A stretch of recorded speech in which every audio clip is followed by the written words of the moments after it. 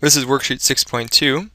So the directions, it says you'll use your knowledge of trigonometric functions to discover 45 and 30 degree, basically triangles and stuff, and sines and cosines and tangents of them. First one, you just want to draw out this triangle here, or just ask, just the first one just draws out the triangle for you here and labels it all and just shows you how it's created. Alright, so we have the 1, 1, square root of 2. That's a 45, 45, 90. If we go to our second triangle, we see that's a 30, 60, 90. It's created from a equilateral triangle, which is equal angular, meaning that this angle is 60, this angle is 60 as well. So when we drop this straight down here to create a 90, we get half of 60 is 30, and 60 over here, and 90, that's 180. And these are equilateral, means the same length. So this should have been 2, 2, 2. Half of 2 is 1. And then we find the Pythagorean theorem to get the square root of 3. Okay? So there's the 30, 60, 90 triangle. Here's my 45, 45 triangle. So now we're going to fill out the table here. So use the definition. So what we say is sine of theta, and theta runs down, so sine of 30. So the first one is sine of 30 degrees. Like that. So the sine of 30, remember, is just opposite over hypotenuse. So we go where 30 degrees is, which is right here. We look to the opposite side. You don't go here. You go the opposite, which is 1, hypotenuse 2.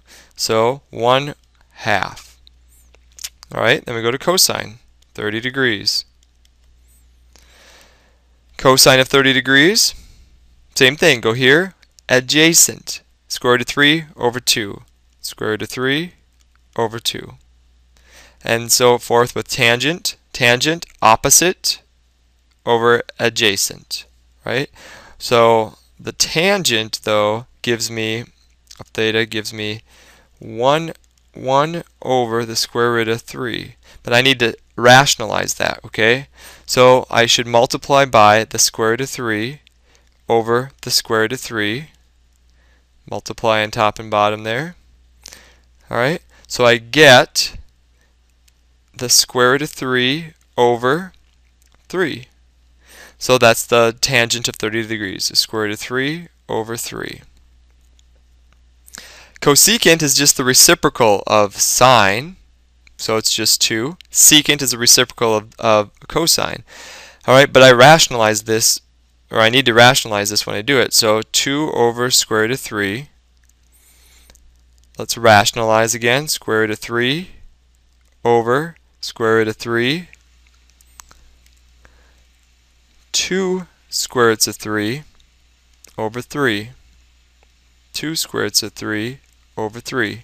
Cotangent is the reciprocal of this guy. I'm going to have to do the same thing there, right?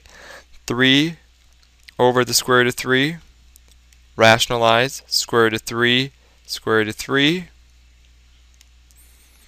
3 square roots of 3, over 3.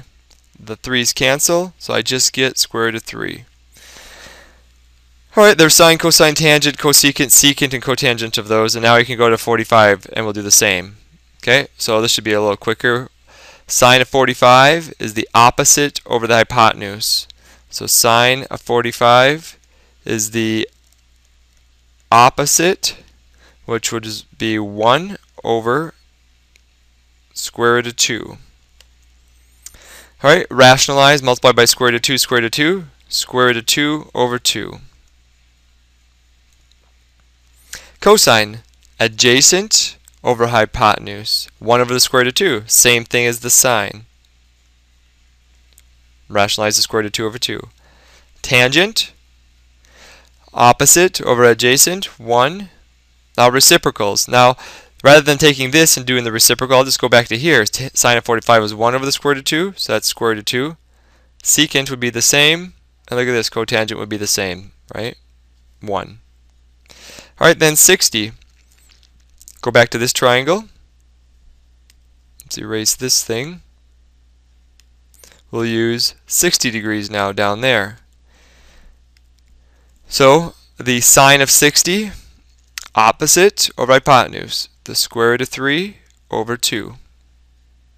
The cosine, adjacent over hypotenuse, 1 half. Now notice that they're, look at this, sine of 30 and the cosine of 60, they are the same, and that's because they remember, they are co-functions, so they're just off by 90 degrees. So if they have a sum, like 30 plus 60 is 90, right? Then you're going to have the same thing. So sine of 30 and the cosine of 60 are the same. Cosine of 30, sine of 60 are the same. Okay, tangents, moving on. That would be the opposite over adjacent of 60 degrees. Opposite over adjacent, square root of 3. Alright, now reciprocal, right? So 2 over square root of 3, so that should be 2 square roots of 3 over 3. If you rationalize it, flip it, and then multiply by square root of 3 on top and bottom. Secant, flip it, that's easy. Cotangent, 1 over the square root of 3, or square root of 3 over 3. Right, you got to rationalize it. 1 over the square root of 3, and then multiply by the square root of 3 over the square root of 3. Right? So square root of 3 over 3. Okay, so there's the table.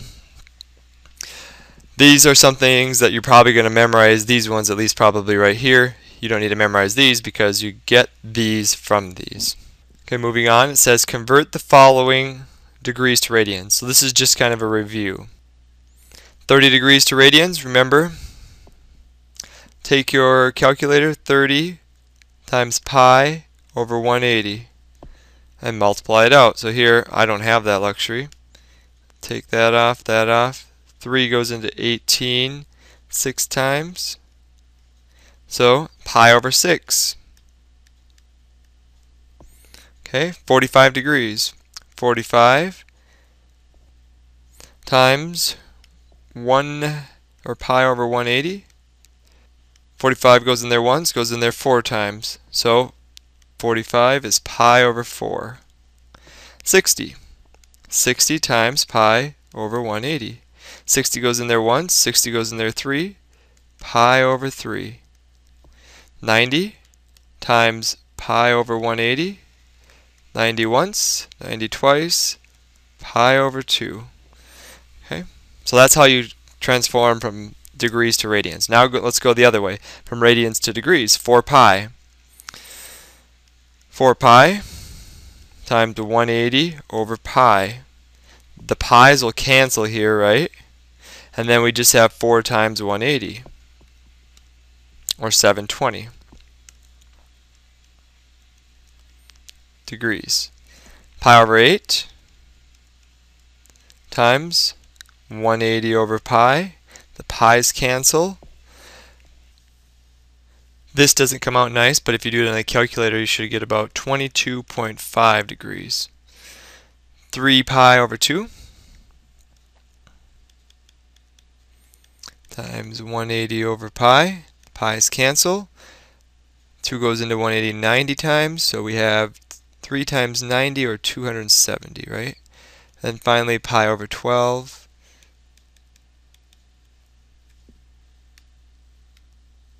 Pi's cancel. 12 goes into 180 15 times, so we have 15 degrees. They want us to solve this triangle. Well, first of all, we have to draw it, right? We should actually draw the triangle out. So we've got a 90-degree triangle, so I'll draw here, make it 90. Okay, there's my lambda, or my gamma. This is lambda in this case, but it's either lambda or gamma. And then let's put in our other values. Let's make this beta down here. Okay, let's make this 38 degrees. Then let's make this side 8. Then this would be C and A. And now we can find out this angle up here. So 90 plus 38 is 128. And then 180 minus 128 is 52. So let's put that in there, 52. Okay, we just got to find A and C now. So if I'm looking here, if I do the sine, that would be opposite over hypotenuse. That would get me that, right? Sine of 38 degrees. That would get me 8 over C. Multiply both sides by C. Divide by sine 38. Looks to be about 12.99.